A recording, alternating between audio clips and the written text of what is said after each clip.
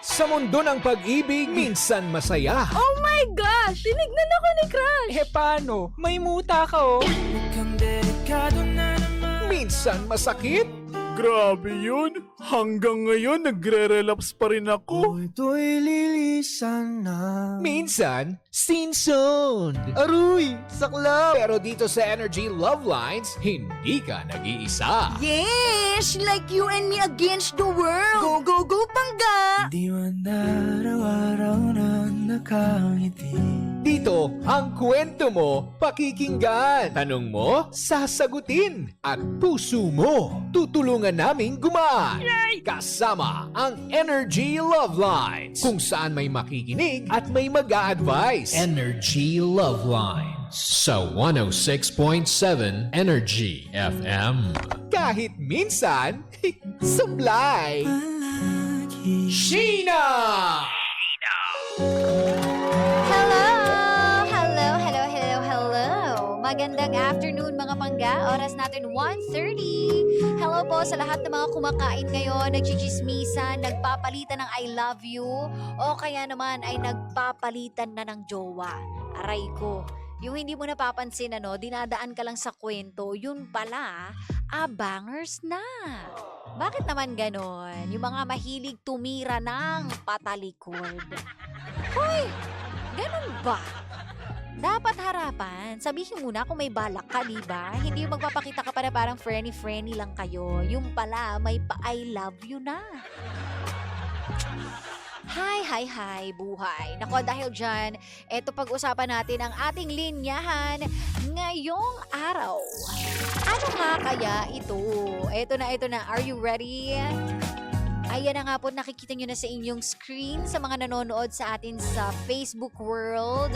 At ngayon, eto sasabihin ko na. Ang sabi, hindi porket single, malungkot. Hindi rin porket taken, masaya.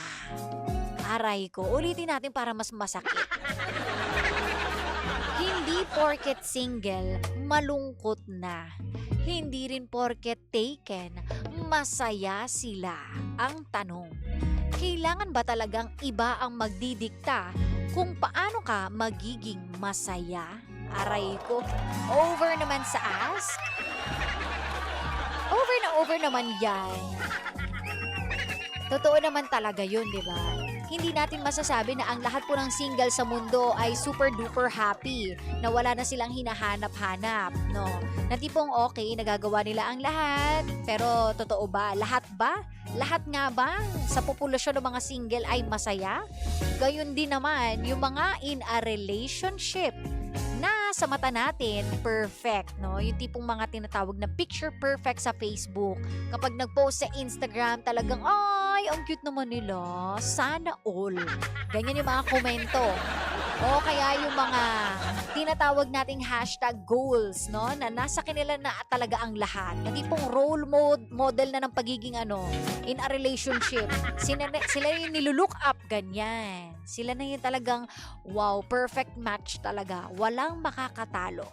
Pero ang tanong, lahat nga ba talaga ng taken? Masaya? Abay, napakadali ng sagot. Syempre, hindi. Hindi naman natin masasabi eh. No? Kung yung iba naniniwala sa atin, meron kasi tayong mga ganun eh. Yung ideya natin ay hindi, pag single masaya yan. Syempre, wala kang ginagastos. Wala kang iniisip. Hindi ka magpapaalam sa karelasyon mo. Walang magagalit sa'yo, walang magseselos, walang mambubwisit. Wala kang alalahanin kundi sarili mo lang. Pero sa kabilang banda, meron din naman mga single na naghahanap. Naghahanap ng I love you, naghahanap ng babate sa Valentine's Day. Pag malungkot, naghahanap ng kalinga. Yung tipong may karamay ka, pag umuulan, may magpapayong sa'yo, may magtatanong kumain ka na ba? Pag may sakit ka, may magdadala ng gamot tuloy. Hoy, Sheena, anong gamot? Gamot yun, gamot. O kaya naman magdadala ng mainit na sabaw, no? O kaya yung tipong maipapakilala sa kanilang mga pamilya, na matatawag nilang ninong, ninang. Ayan, no? So, hindi mo pa rin masasabi na 100% lahat sila masaya. Ibig kong sabihin, kanya-kanya pa rin yan, Pangga. Hindi porket nakikita natin na ay hindi, eto kasi hindi didikta ng society na kapag ikaw ay nabuhay sa mundo, kailangan mo ng kapareho, ng kapares. Kailangan na meron kang asawa, kailangan na meron kang anak, kailangan na perfect family kayo. Kailangan kasal kayo, kailangan ganito, ganyan. Ang daming lahat ng kailangan, di ba? Pero ang tanong, yun nga ba talaga yung kukumpleto sa'yo?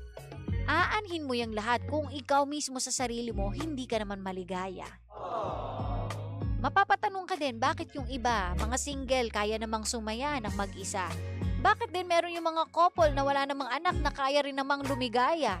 Bakit din naman merong iba na may mga anak na hindi naman masaya, na namang problema naman? Oh, but may mga perfect family na nagiging broken din after a while. Na nagkakasiraan, nagkakayurakan ng pagkatao, nag-aaway-away, nagtatalo, nag-aagawan ng lupa. Ay, Diyos mio, nag-aagawan ng yaman. So, kanya-kanya pa rin yung istorya. Hindi tayo pwedeng magdikta. Okay?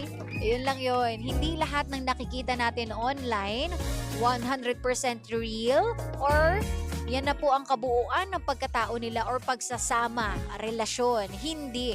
Yung mga nakikita natin, syempre, yan lang po yung pinipili nilang ipakita. Kahit nga mismo sa personal pag nakita mo sila o nakakita ka ng single na, uy, wow, super jolly, super colorful naman ang buhay niya. Ang saya-saya niya, parang lagi siyang jolly, ganyan, di ba? Oh. Paano pala? Pagdating niya ng CR, umiiyak pala siya. Naiinggit pala siya, nakikita niya merong family doon na nakaupo. So, di natin masabi kung ano tumatakbo sa isip, sa buhay ng isang tao. Okay? Kaya naman, wala rin tayong karapatan na magsabi na ito kasi yun. Sila yung perfect na dapat gayahin. Hindi. Okay lang na sila yung maging inspirasyon natin. Meron tayong, meron tayong nilulook up, ganyan. Or yung natutuwa tayo, okay lang yung ganon. Pero para gayahin ninyo at sabihin ninyo, dyan yung ibase yung buhay ninyo kasi yan yung perfect. That's a big no-no. Okay? Kaya mamaya sagutin natin ang katanungan. Ano nga ba talaga? Kailangan ba talagang iba ang magdidikta kung paano ka magiging masaya? Ay, nay. Itanong ang mga sarili. Are you really happy? Are you happy ngayon? At the moment? Or sa iba pa rin nakabase yung kaligayahan mo? Aray ko, over naman sa asisina. Inaano ka ba, girl? Ay, nako. Mamaya, sagutin natin yung Pangga. For a while, mag-enjoy ka muna, Pangga, ha? Sa ating tugtugan na talaga nga namang ay dadalhin ka talaga dun sa karupukan. Masasaktan ka. Ito kasi si Mark Carpio nananakit, oh. Sabi niya, ako na lang sana. Ay, naku, Mark. Si Mark tahimik lang. Ikaw, kanta ka ng kanta na nakakalungkot. Charis! At dahil dyan, tutok na mga Pangga, kasama niyo na po nag-iisang pabebot na si Sheena. Dito lang yan sa number 106.7 Energy FM Pangga. Huwag mong sabihin radyo, sabihin mo Energy!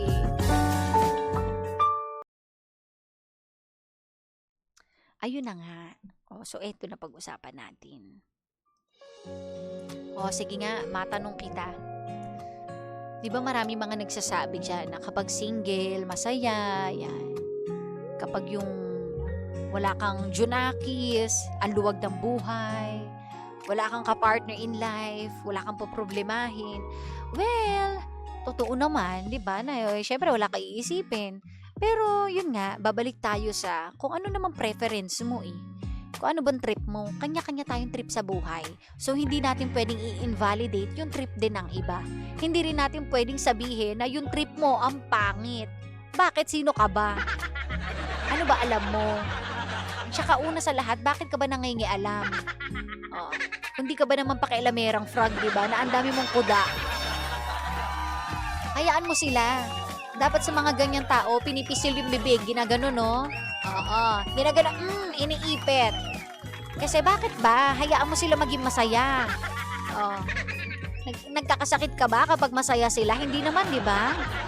Bakit ang ingay? Oh, shut up. Ganon. Hindi natin pwedeng sabihin na, eto, tignan mo si ganyan. Single. Tignan mo si ganito. Merong anak, merong asawa, may magbabantay sa kanya pagtanda. Hayaan mo tong isa kung yung trip niya mag-isa lang siya ano naman? Hayaan mo siya as long as kaya niya yung sarili niya. Diba? Makakapag-provide siya para sa sarili niya. Di push. Kanya-kanyang gusto yan, Pangga. So, di natin pwedeng sabihin na, kasi dapat ganito, dapat ganyan.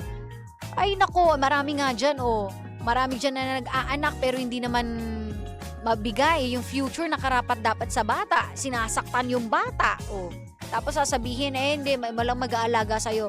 Paano mag-aalaga? Paano kang aalagaan? Binubugbog mo yung anak mo, sinasaktan mo, sinasabihan mo na masasakit. Diba? So, masasabi natin na hindi talaga rin, balanse ang mundo. I mean, kanya-kanya talaga yan. Hindi mo pwedeng lahatin. Kung ano yung nasa isip mo na, hindi, dapat ganito, ganyan. Hindi pare-pareho ang isip ng tao at hindi pare-pareho ang sitwasyon. Kapag mayroong mga taong pinili na mag-isa, hayaan mo, hindi naman ibig sabihin na mag-isa ka, malungkot ka na. Hindi naman ganun yun mag-isa ka lang, pero pwede mo kayang-kaya mo maging masaya. Hindi rin naman porket na may kasama ka, masasabi mong kasama mo na yan talaga sa hirap at sa ginhawa. Meron nga dyan, may mga kasama, pero yung pala yung papatay sa kanila, diba? Na yung pala yung magtatraidor sa kanila, ilalagay sila sa kapahamakan. Or, ayan na, yung mag-aagawan ng mga lupa, kung ano man, magsasalitaan ng pangit. So, kanya-kanya yan, Pangga. Ang pinakamaganda, dapat, unang-una, marunong ka magmahal. Mahal mo ba yung sarili mo? Ikaw ba mismo nakakapag-provide ka para sa sarili mo? Kaya mo ba ang sarili mo? Kaya mo bang tumayo sa sarili mong mga paa? Bago tayo makapagbigay ng pag-ibig sa iba. Kasi kung hindi mo naman kaya, hindi mo napupuno yung love bank mo na mismong ikaw sa sarili mo, wala. Kumbaga magiging dagdag pasanin lang tayo sa earth. No? Kaya kailangan punuin muna natin yung sarili natin. Alagaan muna natin yung sarili natin. Bago tayo mamroblema sa iba. Yun. Dahil dyan, mamaya padugtungan natin to. Ikalma lang natin. Later ulit mga Pangga, tutuklan. Dito pa rin yan sa 106.7 Energy FM Pangga. Huwag mong sabihing radyo, sabihin mo, Energy!